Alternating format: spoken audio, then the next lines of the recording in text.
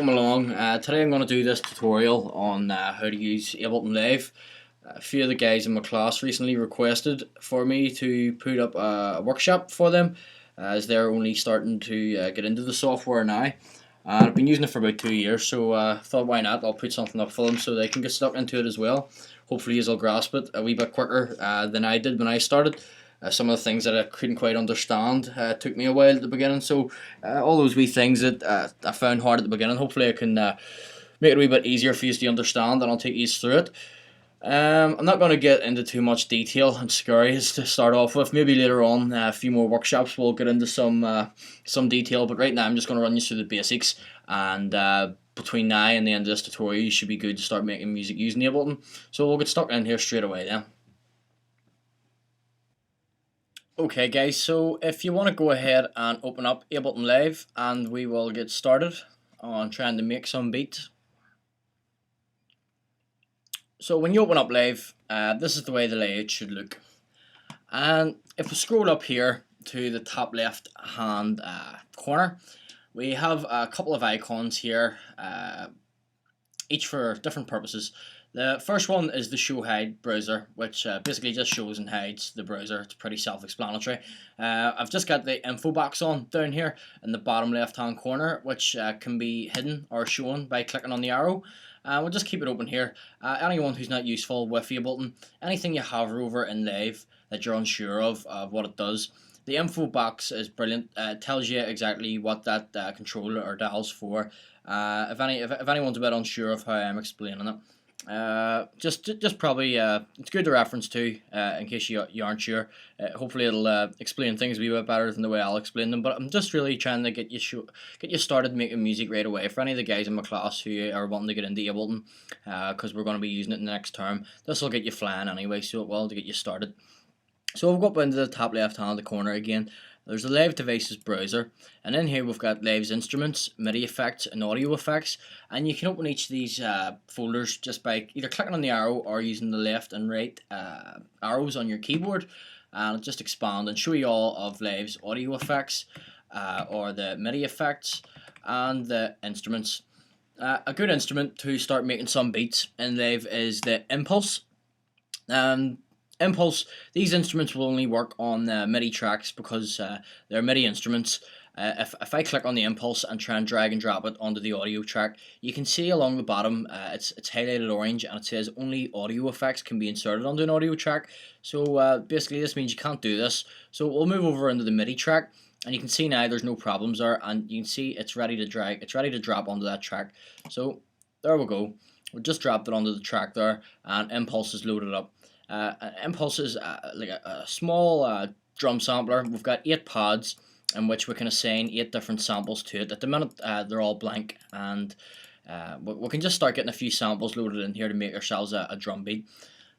So I'll go to my loops and samples library within one of these icons. Now 1, 2 and 3 you can see in these icons here. These can be set up to wherever you want them to be within your computer. So say you had your loops and samples on your desktop, you could navigate to one of these sections, and let's see, by default at the moment, number 1 is my users and my own folder for my system. But I have loops and samples on my desktop, so what you can do is you can double click on the desktop, and it brings you inside to where your desktop area is. And as you can see here, if I minimize this, I have desktop items. That's the only folder I have on my desktop, but within it there's another 61 folders or items. And if we load Live back up again and go into desktop items, we can scroll down here and we can see that there's loops and samples, and I'll just minimize this and go into my desktop items, and you can see let's see up to loops and samples, and inside my loops and samples folder I have Vengeance loops and samples. So we'll load Live back up again, and we'll just go into loops and samples, double click, and there you go. There is all the Vengeance loops and samples. So anytime I go away to work on another part of Live, I can always come back to that folder if I ever want a sample or loop from that area, rather than having to keep going into different folders all the time and searching for it. You can just you can make that your default folder for your loops and samples, just to come back to if it makes it much easier for you to work with. So we'll actually just go into one of these folders here. We'll go into Vengeance Essential House. We'll get kicks here. We'll open up kicks, and you can just open them up. You can expand using the arrows, or you can use your left and right arrows on the keyboard. I would normally use the left and right arrows, so we'll just hit right to open it up. We've got hard kicks and soft kicks. I'll open up the hard kicks, and if you just flick through them using up and down on your computer keyboard, you can hear them being played back. So we'll just go through them here.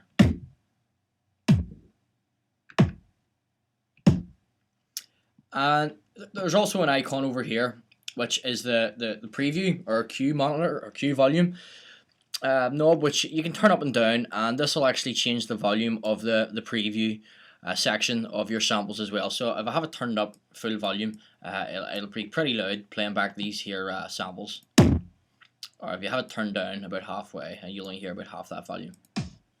So I'll keep it turned up to about here for now, just in case it's a bit too loud for you in comparison to what you're making in your track, and you just want to turn it down. That's how you do it right there. That's the preview volume, so you can adjust that.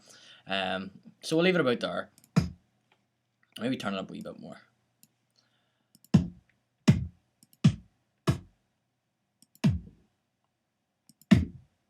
I'll go into this folder. I'll go and check out the soft kicks. So there's a kick there. I'll use that there. So if I go up here to the titles where it says audio and impulse, we're going back into our impulse instrument now. If you click on any of these clip slots, it's going to bring up the MIDI note editor.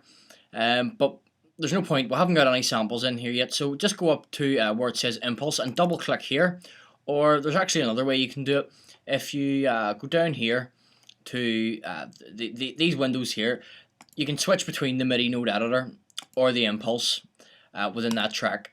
You can do it anyway. I usually go up and double click on the clips or into the tracks instruments to navigate. So we've created a clip here. I'll just delete it. So you just double click here and it loads up a MIDI grid editor. And by default it's set as a 1-bar loop, but it doesn't have to be. You can set this, you can click on this and make it 2, hit enter, and it's a 2-bar loop, or click 3, or even 4. You can make it anything you want, but to start off I'm going to make it a 1-bar loop. And if you just put your wee magnifying glass up here, you can scroll in, zoom in and out, and as you can see here on the left hand side, there's slot 1 to 8, and it says each of them are empty, and that's because we haven't got any samples in our impulse yet from slots 1 to 8. So we'll start it off with this kick here. What I'm going to do is I'm going to click on it, drag it and drop it into the first pad, and there we go, VEH1, which is our soft kick. You can't see all the writing because of the size of the pad, but you can see it if we go into the clip view here. There we go, VEH1 soft kick, and we're just back into the impulse. There's actually a play icon here. You can play the clip back or play the sound back. And we can hear it there. I'm just going to turn the volume up in the master channel here so we can hear it a wee bit better. Okay, so we've got our kick in there. We also want to get maybe a clap. So I'll come back out of the kicks here and maybe go into snares and claps. We'll find a nice sound.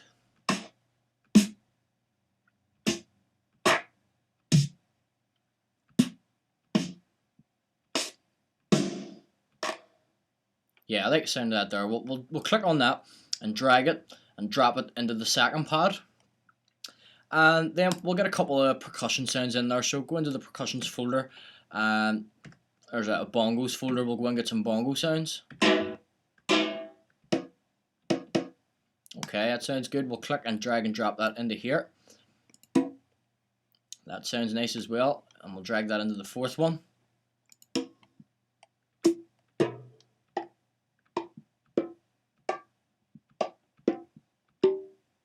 Okay, I'll take that one into the fifth and go for a few shakers.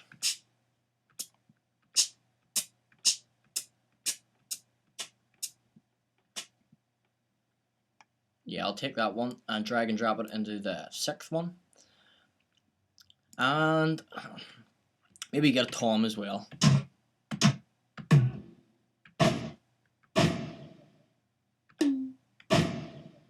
Yeah, I'll use that there. And maybe one more. Take that one. Okay, so there we'll have it. We'll have 8 samples loaded up into our Impulse. We can see you have each sound assigned to a different pad here, and we can play them here with the play icon within each pad.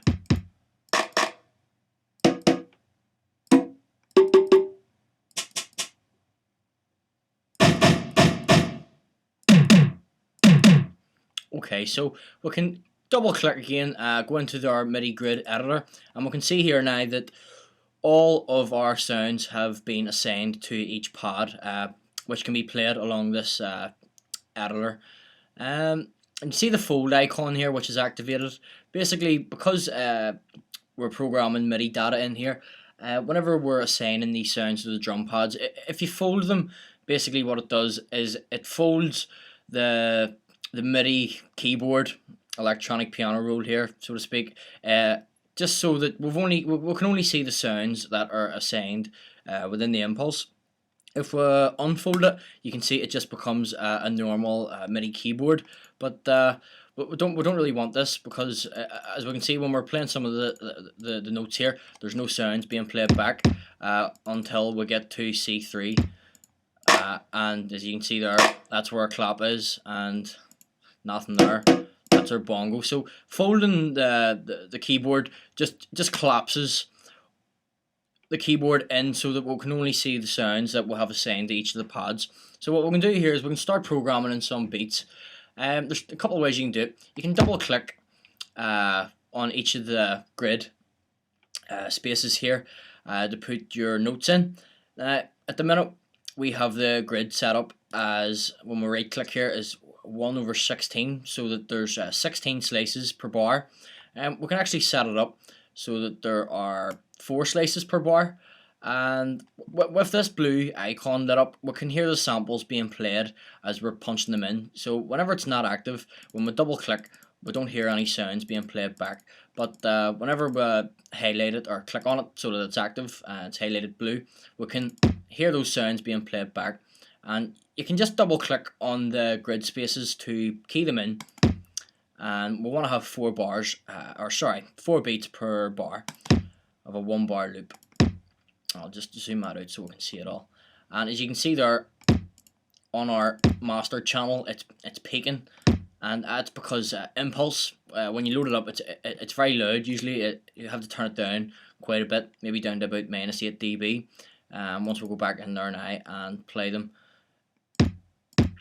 and just reset that there, and we'll play it. Yeah, we're sitting below the red. It's peaking over in this channel now, so I'll turn the overall channel down on the mixer, and we'll play that back. That looks pretty good. And so the kicks, we'll want to have 4 per bar, so we'll play that back.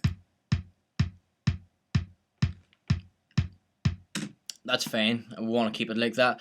I'm just gonna make the grid, gonna separate it up a wee bit more just for putting our percussive sounds in.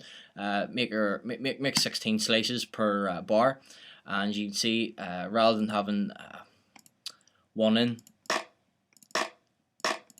we can actually just open it up, make 1/16, and we can put them in, a couple in for every way we've got our beats programmed in here. So I'm just going to put the clap in at the start of the 2nd and 4th kick, and we'll play that back now.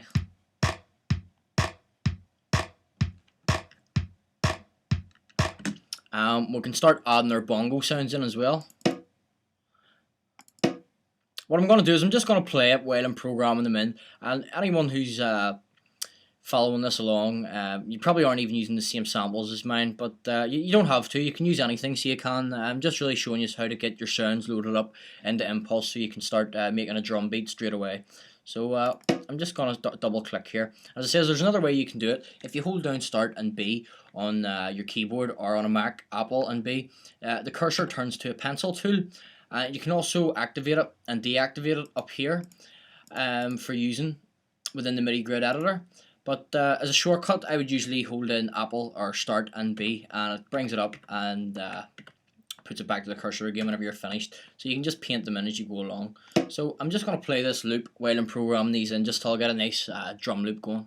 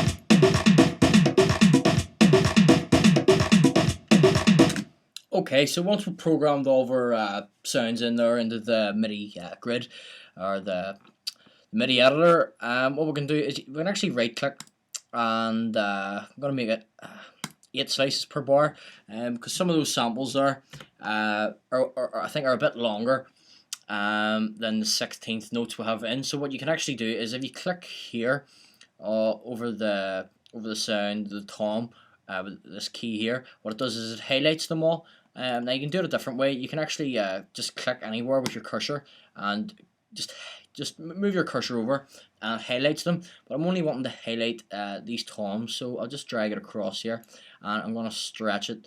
If you just go to the end of the MIDI note and drag it for maybe that length there might sound a bit better.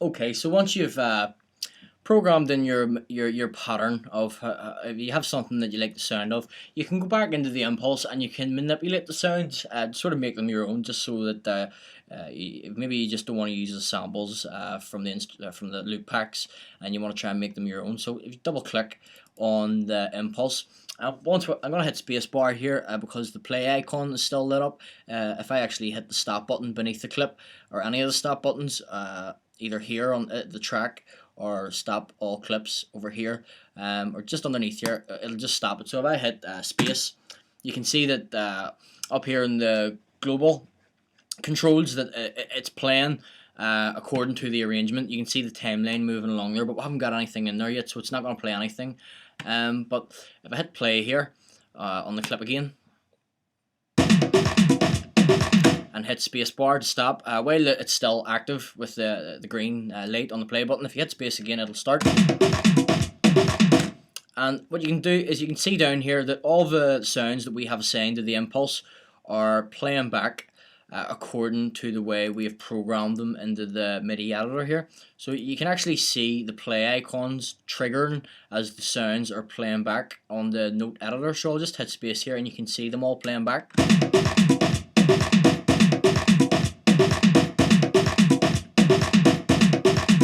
Now there's a few sounds in there, we like the sound of them at the start, but don't really sound that good just yet. So you can go in here and you can solo each of the sounds and manipulate them. Over here, if you have your cursor over each of the drum pads, there's the play button, and there's also two wee icons, one to the left and one to the right. The one to the right, when we click on it, it solos that sound that you're sitting on. So if I hit play now, you can see that all the clips are still playing back, but it's only going to play the sound of the one that we have soloed at the moment. And if I take it off again, or the other one, what that actually does is it turns that sample off.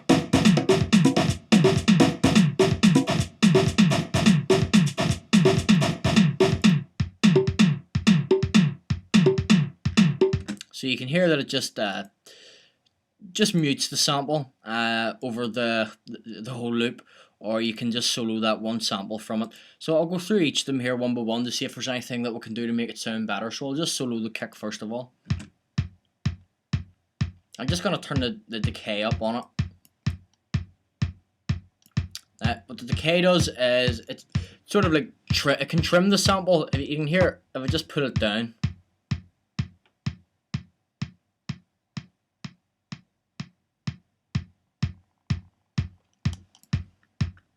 And within this impulse, you have three controls to the right, which is your master volume, and your time, and your transpose of the entire impulse drum sampler.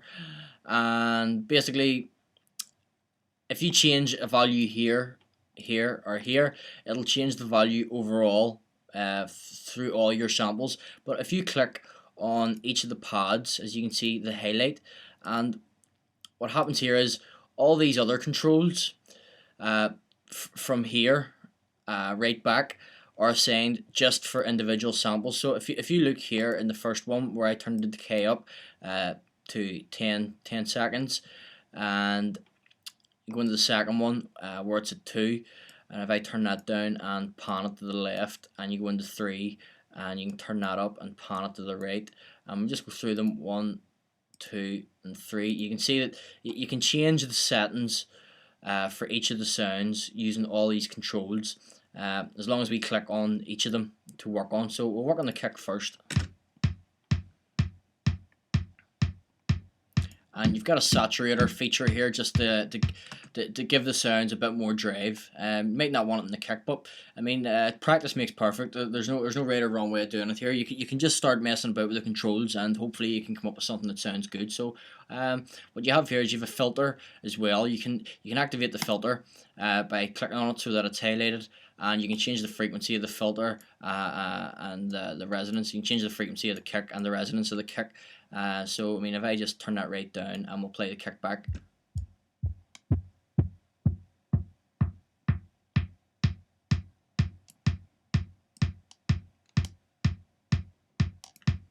Okay, so you can't really hear much happening there except with the filter frequency.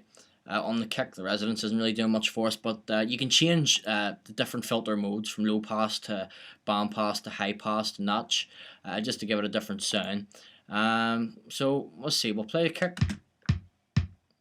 Just turn the volume up a wee bit more. Okay, so I'm happy enough with the kick. If I leave that kick on solo, and we'll also, let's see, can you do two of them? No, you can only solo one of the clips at a time. The only other way of doing this would be to mute everything else. So I'm going to do that. I'm going to mute all the other samples and just have the kick and the snare clap playing at the same time. I'm going to turn the decay down on the clap. And you can change the pitch of the clap.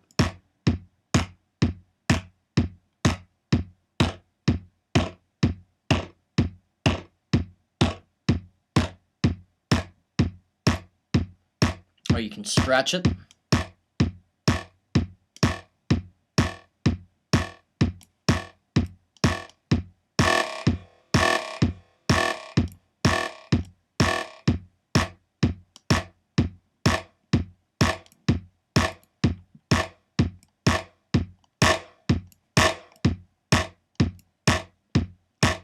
Okay, just go into our third sample in, and we'll unmute the third one now so we can hear it coming in.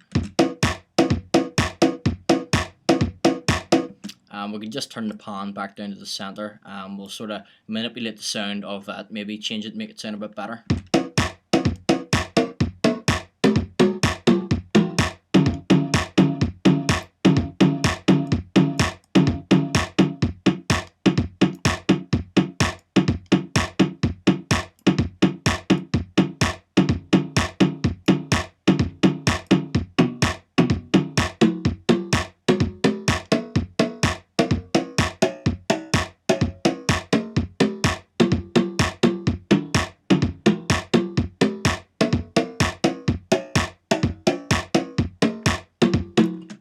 So we can change the values of each of the samples by transposing them, changing them by semitones going up or down, and later on we can actually do envelope modulation on these, so we can have them making that sound that we were making there from turning the knob up and down. Because if we just let go and play it back, we'll just hear the same sound over and over again. So I'll show you a wee bit on modulation as well, with using the impulse within the MIDI clip editor.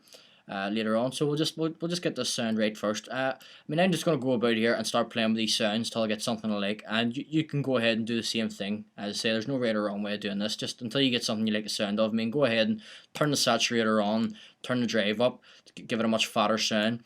You can stretch it and turn the decay up to give it a really just complete crazy effect to the overall from the original sound anyway.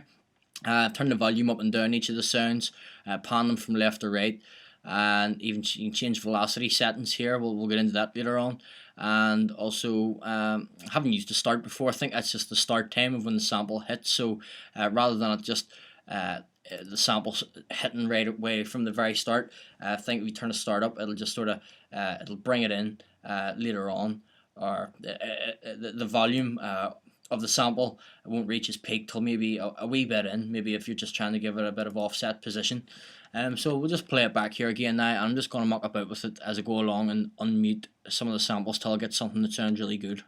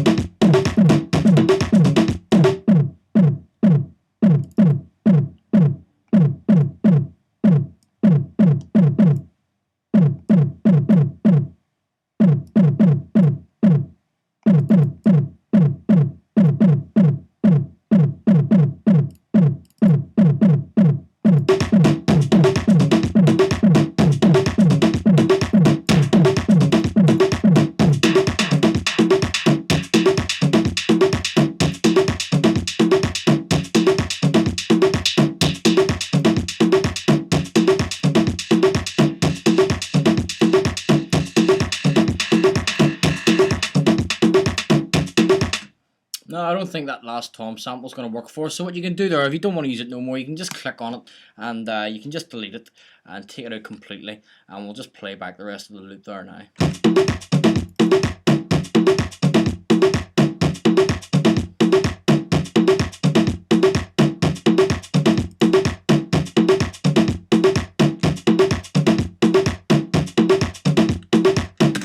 Okay, I'm happy enough with that third loop. I'm not going to show you about the audio at the minute. I'm just going to delete that. We're just going to use the impulse now to get you started making drum beat and live. So I'm just going to rename this by right clicking, rename. We'll call this our drum loops. And because this is pretty full on what we've got going here, we can sort of build up to it. So we don't want to use this here. If you just put your cursor over this section here, what you can do is you can actually make the windows bigger or smaller depending on how you'd like to work. You can open it right up depending on how many samples you have in here. You might have samples going the whole way along, but we'll just bring it right down to here now because we've got all of our samples in there that we're going to use, and we'll come back into it shortly. And what you can do here is, because this is the full-on loop that we're going to have going, what we'll do is we'll drag it down here, and what you can do is right click and duplicate the clip. So we'll have two of them now, and click on the second one and bring it up to the top. What we're going to do with it is delete. I'm going to delete everything out of the loop except the kick, so that the only thing we'll have going in the first loop is our kick drum. So if I play that now, it's just our drum loop there, and this here's sort of getting in our way at the minute. We don't need this here right now. So if you go over to the right hand side here where it says shows you I/O, it's our input output section, which we're not working with at the moment. So just highlight that and get rid of it, get it out of the way. And I'm going to rename this our kick because that's all it's in there at the moment. And just take this loop that we have, which is the pretty much everything we'll have in there for later on. We can right click and duplicate it again. You can also use Start or Apple on your computer keyboard, depending on whether you're using Windows or Macintosh. And just hold in Start or Apple and hit D, and it just duplicates that clip as many times as you'd like it to. There's no limitations to how many times you can duplicate the clip. So I'll take this one here and drag it up. I'm going to take that up to the second part, which is going to be our second scene. So we're going to play the kick first, and I want this to be the second part. And we're going to bring our claps in next. So I'm going to delete everything else which is after the claps, so that we just have our kick and then our kick and clap. And I'm going to rename this one as well, our kick and clap. And same again, I'm going to duplicate this, Apple and D, and drag it up here. And this time I'm going to take out everything bar the kick, the clap, and the first bongo that comes in. So we'll call this, we can also rename it by clicking on Start or Apple and R. So for me, I'm going to be hitting Apple and R, and this is our kick, our clap, and our bongo. And I'll just play that back. Okay. We'll drag this on down now because we're starting to fill up here on our slots. We'll just duplicate it again and drag the second one. We'll duplicate it up, and we've got the first bongo in, so we're bringing the second one in next, and we'll just delete everything else before it. And this is our second bongo, so we'll rename this. If you just click on it and hold down Apple and R or Control, or on Start and R on a PC, Windows, we'll call this kick, clap, and two bongos.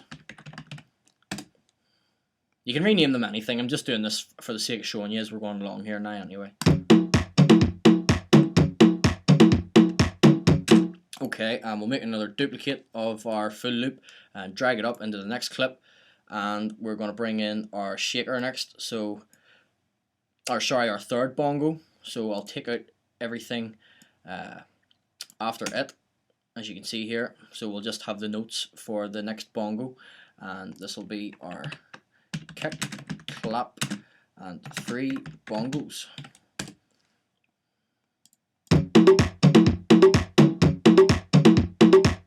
Okay, and we'll take another duplicate clip of the full loop, and we're going to bring the shakers in next. So delete everything else from the shakers up, and we'll just call this the kick, clap, 3 bongos and shakers. You can expand this here even more if you want, depending on what you're putting in. Sort of close it right in on itself if you just hover the cursor until you see this icon at the side of the track. So we'll just open it as far as it can go, just so we can see what we've got going on here. And for the next one, we'll just duplicate it again, drag and drop it up here, and we've got our shakers in now, so we want to bring our toms in next. And we haven't got anything in the 8th slot because we took our 8th sample out, which was the tom that didn't really sound like it was fitting in with the track. But you can bring in more samples. You can just delete on any of the samples that you don't want and drag and drop new ones in. Or if you accidentally delete something that you did want in, just hit Start or Apple and Z to undo. Or if you go up to File or Edit, Undo Delete Sample, and it'll bring back the sample that you may have accidentally deleted. Okay, so the last clip here is everything.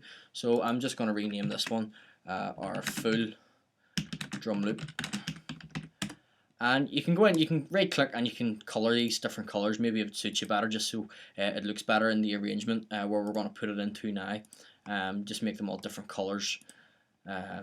Maybe I know some guys who make particular sounds, particular colors, just so that anytime they're recording, they always know what's what when they're looking at it, if they're doing pretty complex recordings. It just makes everything a wee bit easier to see. But right now I'm just going to mix it up and just give these different colors. And we've got our full drum loop in there, so we don't need the last one no more because we've made a copy of it, so you can just delete that. And this is as you can see, our clip 1, which is our kicks, and I'm just going to scroll through them here using the down key on the computer keyboard after I've clicked on the clip. We can scroll down. The first one's our kick, second one's our kick and clap, which we can see. The third one is the bongo coming in. Let's see, the fourth one is the second bongo. There's 3 bongos, there's a shaker, and there's a tom, and that's our full loop there. The last one, so you can see you're sort of progressing as you go on here. You're adding sounds as you go along, and there's 2 ways you can start recording into the arrangement page, which you can go to. If you click up here on the top right hand corner, these 2 icons bring you from the arrangement to the session view. You can navigate between the 2 of them here, or you can just hit tab on your computer keyboard and it switches between the 2. And you can do it 2 ways. You can click on kick for starting off, and you can drag it, and as you can see, carry it over here until we get to the arrangement icon, which brings us into this page, and we can bring the sample in to the very start of the arrangement, just like you would in any other sequencer. You can drag and drop samples and loops in there. And up here where you see the wee magnifying glass, if you hover over it at the start here, we can click on it and pull down, and you can see the window zooms in on what we're doing. And if we move over to the left, we can see there's our kick there, and it's 1 bar in length. As you can see here, it stops at the beginning of the second bar, and as you can see, we only have it set as a 1 bar loop. And to make things a wee bit easier for when working on smaller loops, you can see here within the grid along the timeline here in the arrangement view, it's cut up into 4 bar loops, and that's because the way it's set here, if I right click, you can see that the fixed grid is set to 4 bars, but we're working on sort of beats and the percussive sounds, which are like 16ths, so we can chop it up into 16ths and zoom in even more and scroll over to the left until we get to our loop, which is there. And I'm actually gonna hide this browser because it's getting in the way at the minute. We don't really need it, and we can see there's our kick there. So what you can do is you can hit tab and go back here, and you can get your kick and clap.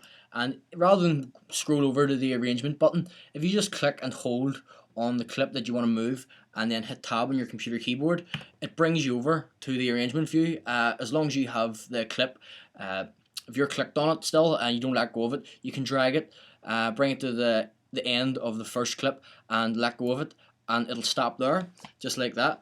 We'll just hit tab, go back, and we'll get our third clip, and hold down on the mouse on the clicker.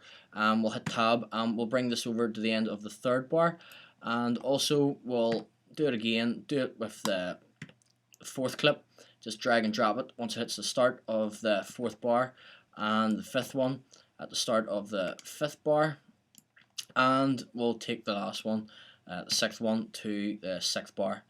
So all you're doing there is just holding down, clicking on the clip and selecting the tab button on your computer keyboard, which brings you over, and you can just drag and drop it anywhere you want within your arrangement, or if you prefer you can bring it up here into the arrangement button to bring you over, and then drag it in and drop it. I find it easier just to click down on the clip and hit tab to bring you over and just drop it in like that. But there's another way of doing it as well, which I'm going to show you now. But now we've done that there, you can see up here, this here icon, when this is lit up red, basically it's telling you to go back to the arrangement page. So if you have multiple clips, say multiple tracks, and there's different clips playing within them on the session view, whatever you have in the arrangement page, it'll also play back the sounds that are in the session view. And unless you just want to hear what's on the arrangement page, if you just click on this whenever it's highlighted red, and basically that brings you back to the arrangement so that you're only hearing what's displayed in the arrangement page. So just in case any guys are just getting started with Ableton here and they're playing their arrangement setup, whatever they've got produced here or laid out in the arrangement, and they can hear sounds that are being played from here that they don't want, it's because of this button here, and you just have to unhighlight it and it takes you back to the arrangement page. So if we just double click on the stop button here, and it'll bring everything back to 1.1.1, and you can open up the drum loop here using the arrow, just to have a wee look inside, and you can also see here the pattern of the MIDI notes that we've punched in. So just zoom in here by clicking up here in the zoom window, and you can see there what's happening. If we double click on the kick, we can see that there's our kicks. If we double click on the kick and clap, there's our kick and claps, our kick, clap and bongos, and just keep going. You can click and you can see within the MIDI editor what's happening for each of those loops that we've got in there.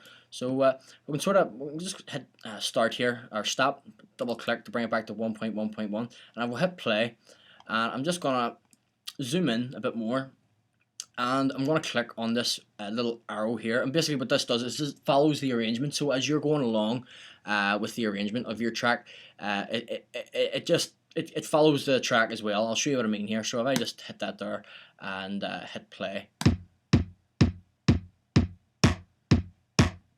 if you take it off, it just lets it go on.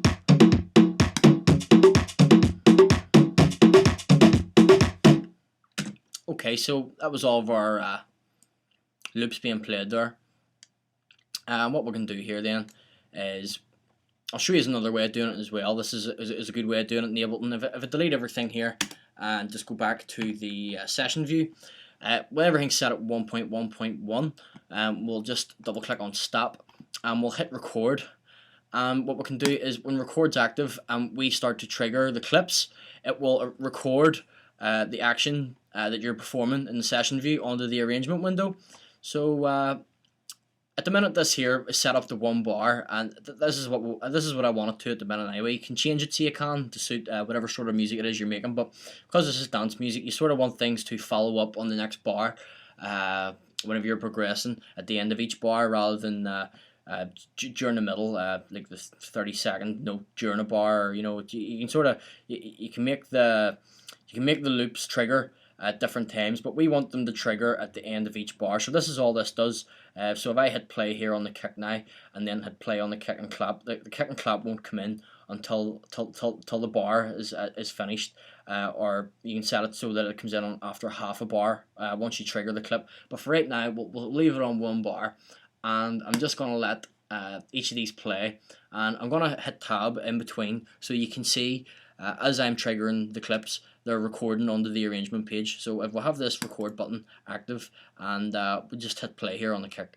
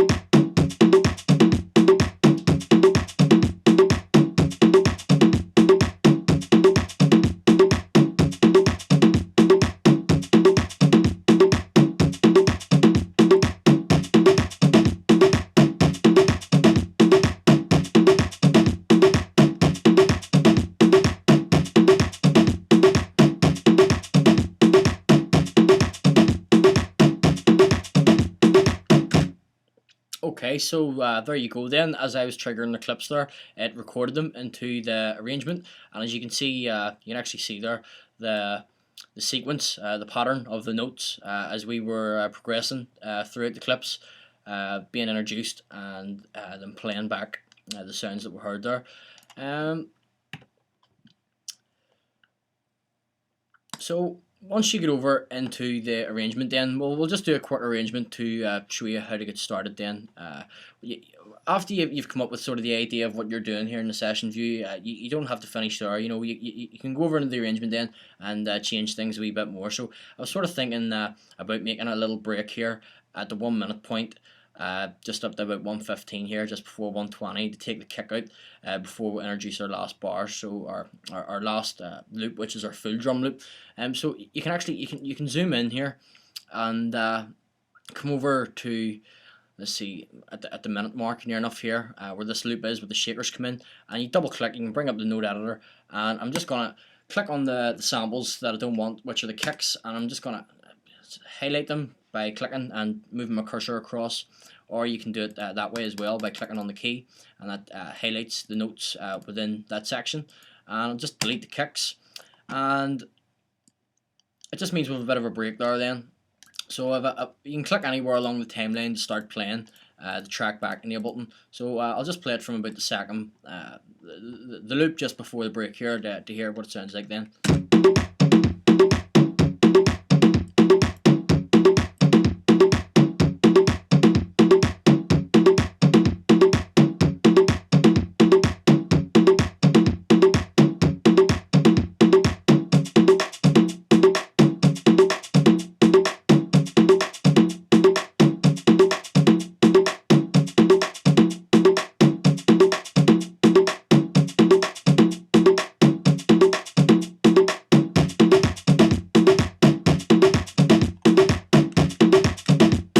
Okay, so that's okay. That's sort of the wee break I was looking for there, and some of the sounds, because we've just loaded in samples, we can sort of manipulate them to make them sound a bit better. I'm just going to right click here and make this 1 bar grid, just to make it a wee bit easier to work off here once we've zoomed out, and we can go back into our session view here. Now, so at the minute, when we double click on our drum loops, we'll have an impulse which has our samples loaded into it, and we're very limited to what we can do with each of the samples within the drum pad here.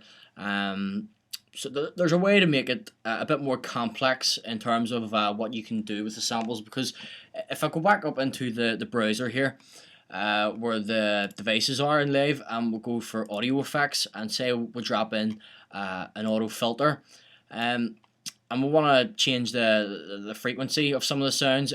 If we just click here and play the sounds back and move it,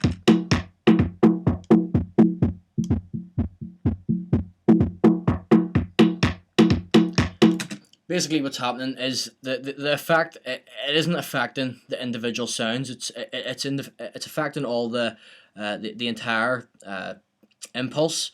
Because of the instrument has all the sounds loaded into it, and then we're dropping an effect on after to affect the whole impulse instrument. So a way to get around this, if you want to further manipulate some of the samples without affecting the whole impulse rack, is to, we'll just click and delete the auto filter. If we just right click and insert new audio track, and I'm just gonna bring this in till about there, and let's see, we'll make maybe 4, 5. Let's see my samples we've got. We're not going to do much with the kick. The kick will stay the same. We've got 1, 2, 3, 4, 5, and 6. So we've got 6 samples there. So I'm going to make 6 new audio tracks. So you just right click and make 6 new audio tracks.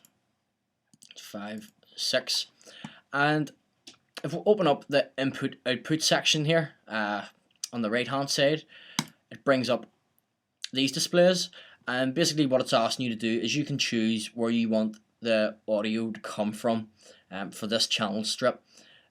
So we have all of our samples assigned to the impulse. So if we go in here, audio from, and at the minute we have our track named as drum loops, which is why it's showing up here. If we were to change the name of this to drum rack, or maybe just drum samples, and then call this sample 1, sample 2, sample 3, sample 4, sample 5, and sample 6. We'll load up here now where it says audio from. You've got the names here now. Oh, why is sample 1 not there? Oh, well, that's why it's not there, because we're actually opening it from there. As you see, sample 2 isn't in there, and sample 3 won't be in here. Yeah, that's right. Taking the audio from then, you can see it's just the tracks that you have loaded up in Live. So we're looking to take we want to take one of the sounds from the impulse and direct it into this channel instead. So we'll select drum samples, and we're going to select it for all of them, because we're going to take all the sounds from the impulse and give them their own dedicated channel to manipulate each sound differently rather than the overall of the impulse. And what you can do here is, I'm just going to click on the track title of sample 1 and also hold down shift and click on 6. We'll just expand. Once this wee icon comes up, we'll expand them there, and we can see here. We want to go in and select our snares and claps for sample 1, and our bongos for 3. Each of the different bongo samples we'll have in the third one, and we'll have the shaker and also the tom. We'll just select the monitor in, and basically all those samples that we have assigned to different pads in the impulse will now be routed into each of these channels instead now, so that we can drop effects onto these tracks rather than the impulse, and we'll be able to manipulate each sound separately rather than having to throw them onto the impulse track, and we're having to it's messing with the overall sound of all the samples. We can do each one individually here, so I'll just play this back, make sure I've got it done right. Yeah, so we can see that the signal's coming through here now from those samples, and that's because we've asked to take the audio from the drum samples. We've selected which sound we want from the impulse to go to that channel, and so that's why we're getting a good signal through there now. And what we can do then is we can hit tab, and we'll just zoom out here. I'm going to get our loop bracket, which is this right here, and we're going to go to the end and pull it in to where our kick and clap come in. I'm just going to go to the zoom window and zoom in and come along here, and from the left bracket just zoom in, and we'll just bring the bracket into where the kick and clap are. And what we can do is we can highlight the loop active button, so that in the arrangement whatever's playing back within this loop will just continually cycle for as long as we want it to. So if we just hit play now, you can see.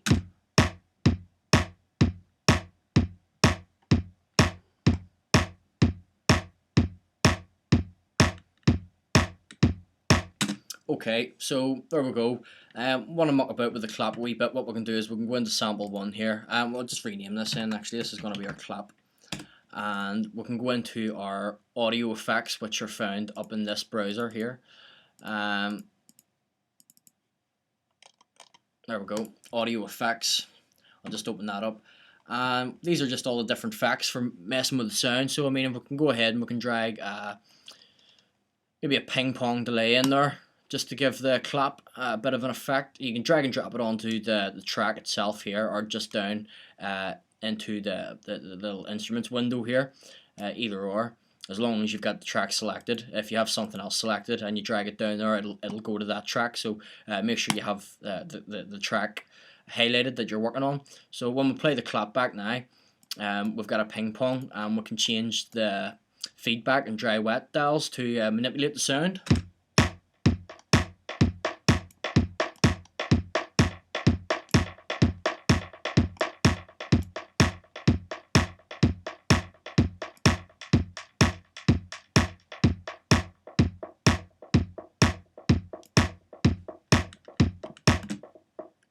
Okay, and we'll go into our second one now. So we're finished with the clap. We can click on the bracket and just move it along to the bongo section, and the loop active button is still active, so we don't need to worry about doing anything. We just have to move the loop bracket here. So we're into the bongo now. Just rename it. And what we're going to do here is we can drop a filter on top of the bongo. Just change the filter settings until we get something we like the sound of.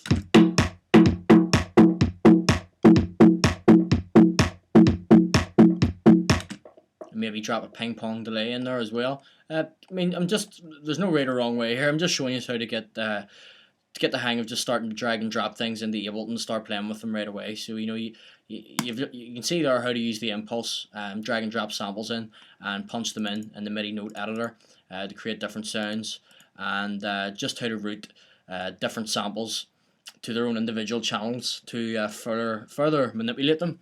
So back into the bongo. We've got the filter turned down. I'm just going to stick a ping pong on it as well. See what that sounds like now.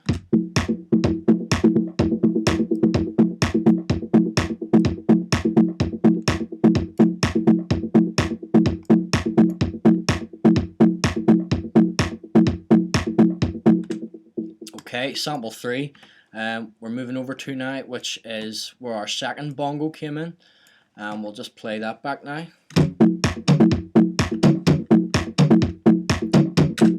We can also drag and drop an auto filter onto it. Maybe change the filter settings here. I'll just solo it so you can hear it, what it's doing to the sound.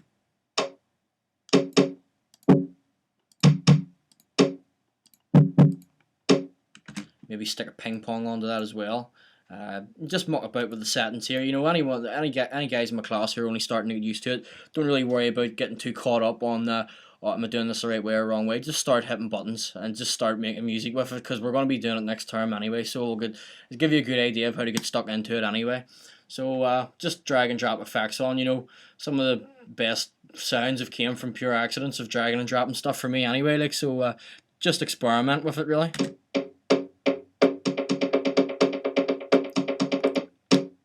You know, so you can just hear there from dragging and dropping that ping pong on and the filter and just changing the filter settings. I mean, I didn't even change any of the settings there on the ping pong, and already you've got a real nice sound coming from that.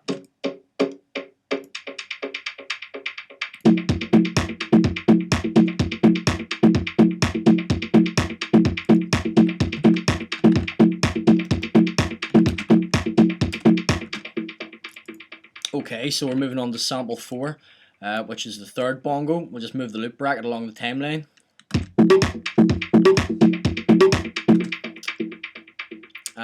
We'll do something a bit different for this one. I'll drag and drop a filter on, change the setting to a high pass. We'll just solo it here so we can hear it on its own. And I'm gonna add stick an auto pan on it. And let's see what else. I'll take the auto pan off. We'll stick a flanger on it and see what that sounds like. It's a bit too loud. You can see it peaking there. I'll just turn it down to about 12.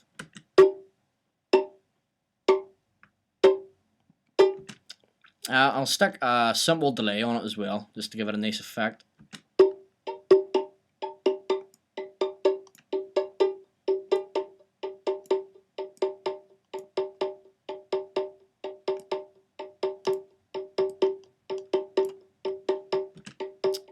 Maybe a bit of grain delay. This really messes with the sound.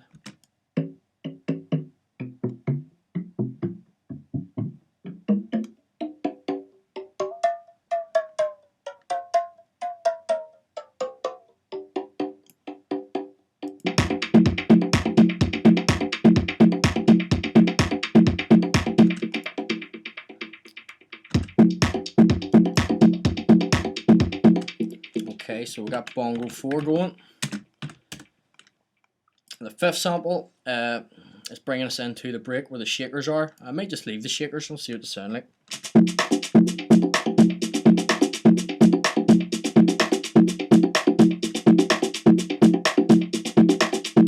Yeah, I think I'll just leave the shakers as they are.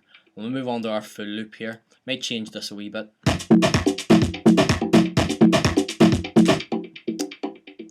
Yeah, I might actually just drop a few samples out here.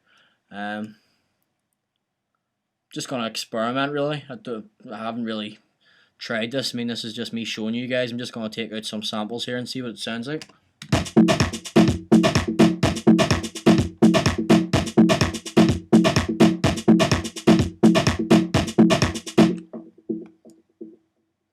I think I'm going to go get a different tom sample to load up into the impulse, just to make it a wee bit heavier. That one sounds nice. Turn the decay up on it.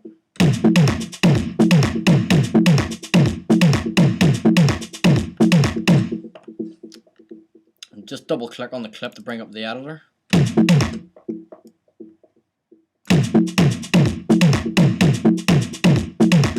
And I'm actually going to make this a 2-bar loop just to change the pattern a wee bit, the sequence of the tom sounds there. So what you can do is you can click and you can highlight all of the samples, and you can hit Control and D, or Apple and D, depending on what operating system you're using on your computer, and it'll bring all those samples over. And basically I'm just going to make a bit of variety in the tom sound so they're not the same coming round on the second bar. So we'll just change it a wee bit here and play it from the start.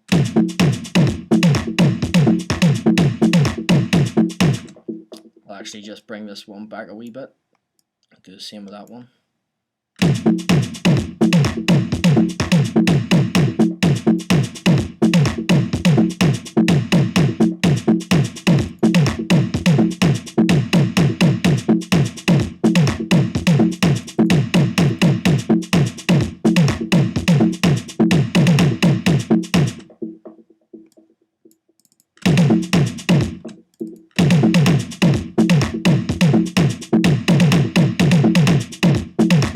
And it's a wee bit loud overall compared to the rest of the track, so just go back in here to,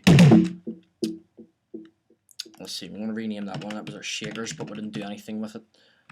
Just rename that, and sample 6 is our tom, but it's a bit too loud, so I'm just going to turn it down here.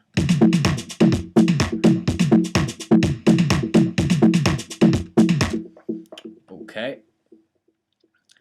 And let's see.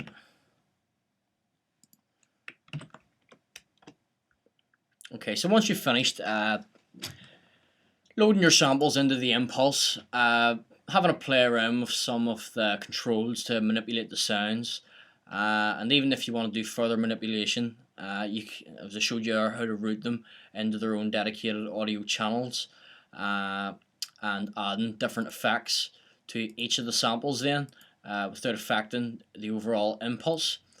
I showed you a wee bit there about how to record samples, or how to sequence the loops into an arrangement by clicking, dragging and dropping them into the arrangement, or holding in tab and bringing them over, or even just hitting record and playing the clips back. I suppose I'll show you just a wee bit here on arrangement, maybe a wee bit of modulation just before I wrap it up, and I'll probably do a more in-depth one later on. So what we can do then is, where we've got our bongos here, I'll just click on this part of the timeline where it starts. Okay, so at the minute I've got that bongo filtered down pretty low.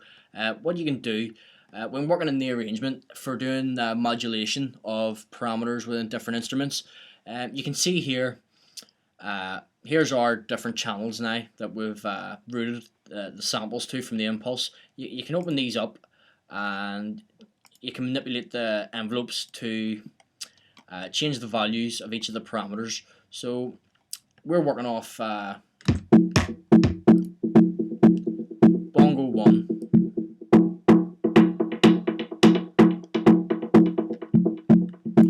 Okay, so we'll go back over into the timeline, and we'll just close these ones we're not using, and we'll go into bongo 1. And if you double click on any of the tracks, or just click on them here, along the bottom you can see the instruments that we've loaded in over here for each of them. So after playing around with them here to get the right sound, when it comes to actually making the arrangement of them, this is where we can sort of do all of our modulation for the envelopes. The easiest way to do it, rather than getting into like your auto filter and try and scroll down to find what exactly it is you're trying to modulate, which took me a while to grasp whenever I was starting.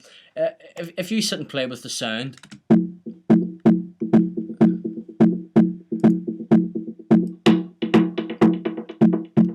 and you sort of have an idea then that's what you're looking to modulate then within the arrangement.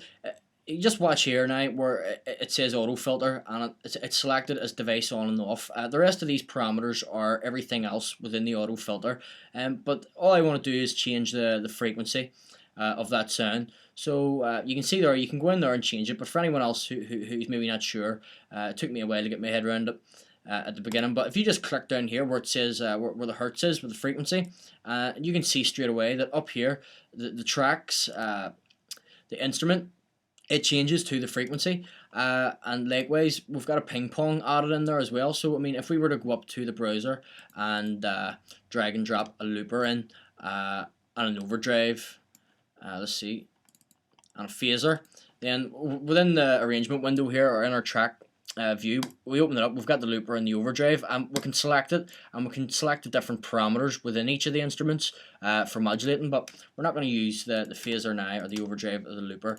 We're just going to use the filter.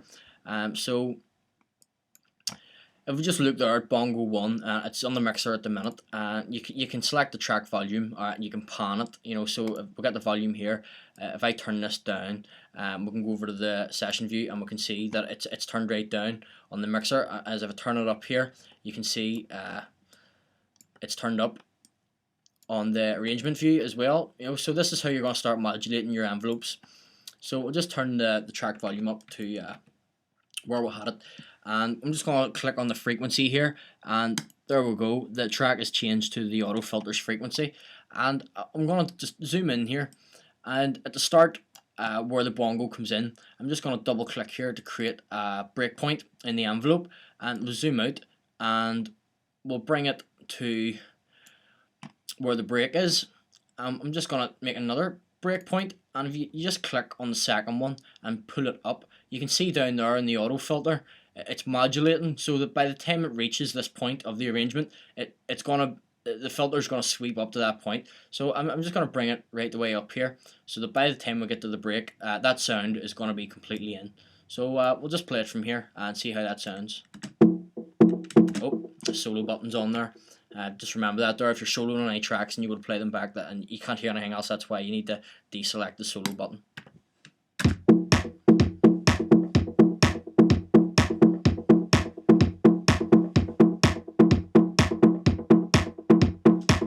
As you can see down here, as it's rising,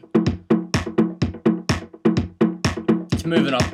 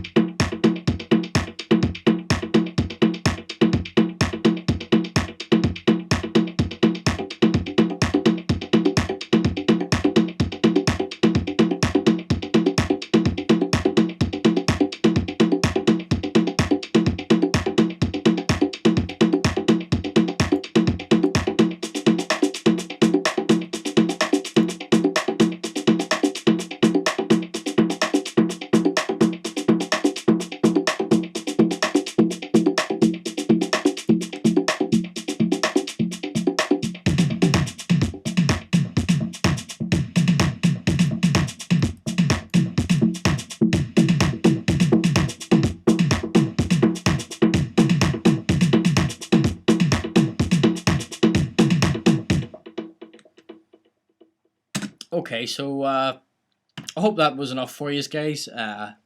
One's in my class who made this for, who was asking for it, just to get you started. There's a lot that can be done or achieved in Ableton. It's pretty in depth what you can do, and I'm still only learning myself. But I can surely keep going and show you some of the stuff that I've learned along the way to keep you to get you started anyway, and get you ready for the next term when we're going to be learning more about it. It'll give you a good head start with it anyway. So today I covered how to use only the impulse instrument, and we loaded it into the MIDI track, and we assigned samples from my own loop and sample library. You can use your own, and did a wee bit on manipulating the sounds as we select each pad and change the values, and then we created audio tracks and learned how to set up strips, to send the signal from each of the samples into each of the tracks, and then just dragged and dropped some basic effects onto the sounds, and then recorded a wee bit into the arrangement and did a bit of modulation. So I hope this here one's been a bit helpful for you, and I'll get another one posted up within the next couple of days, hopefully in the next few weeks. And if you want to ask me anything, look me up on Facebook and ask me anything that you aren't familiar with, or maybe you want me to do next, and I'll be happy enough to go ahead and do it for you. So thanks very much for watching. I hope you enjoyed it, and I'll see you soon.